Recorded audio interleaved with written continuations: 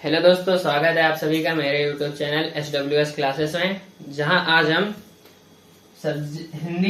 हिंदी विषय के काव्य खंड के एक ऐसे प्रश्न को हल करने जा रहे हैं जिससे प्रतिवर्ष जिससे प्रतिवर्ष ये वाला क्वेश्चन पूछा ही जाता है। इससे ये बच्चों को बहुत परेशान करता है। क्वेश्चन है क्या? आदिकाल के अन्य नाम बताइए। आदिकाल के अन्य नाम बताइए। अब काव्य का ये हमारा पहला ही क्वेश्चन है।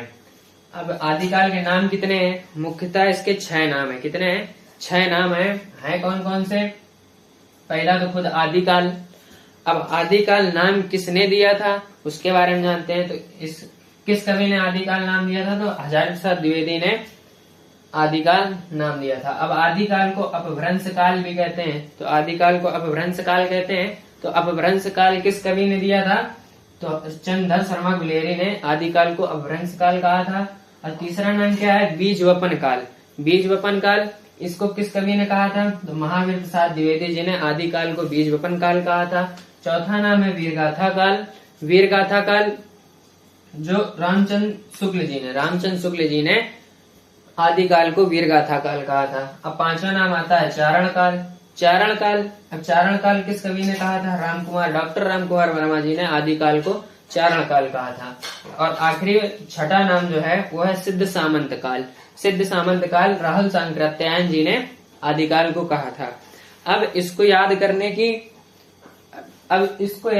की हम आप सभी को एक ट्रिक बताते हैं जिससे आसानी से आप सभी इसको याद कर सकते हैं।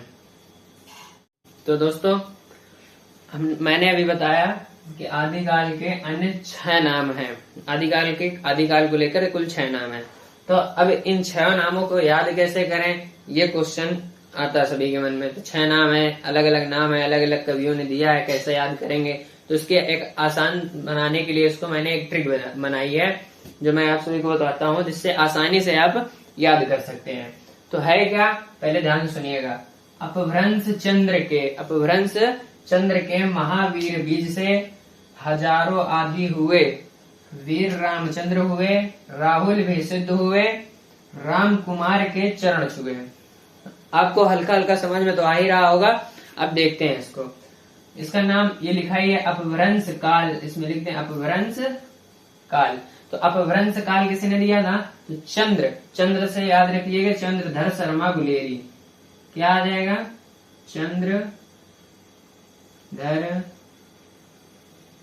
शर्मा गुलेरी। चंद्र से आ जाएगा चंद्रधर शर्मा गुलेरी।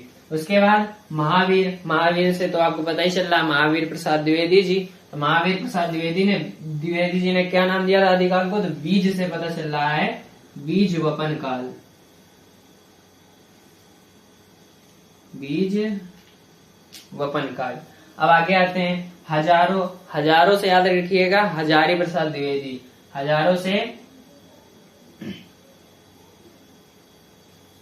हजारी प्रसाद द्विवेदी। तो आदि से हो जाएगा आदिकाल।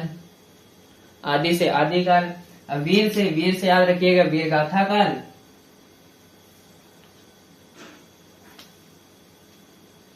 रामचंद्र से रामचंद्र शुक्ल नाम ही लिखा है। राहुल से याद कर लीजिएगा राहुल सांकृत्यायन।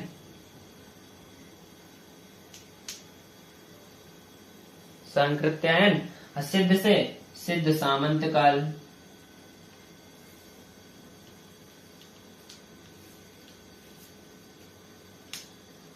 आगे राम कुमार वर्मा। अब राम कुमार वर्मा कवि हैं, डॉक्टर राम कुमार वर्मा, उनका नाम तो लिखा ही है पूरा ट्रिक में। चरण से याद रखिएगा चारण काल।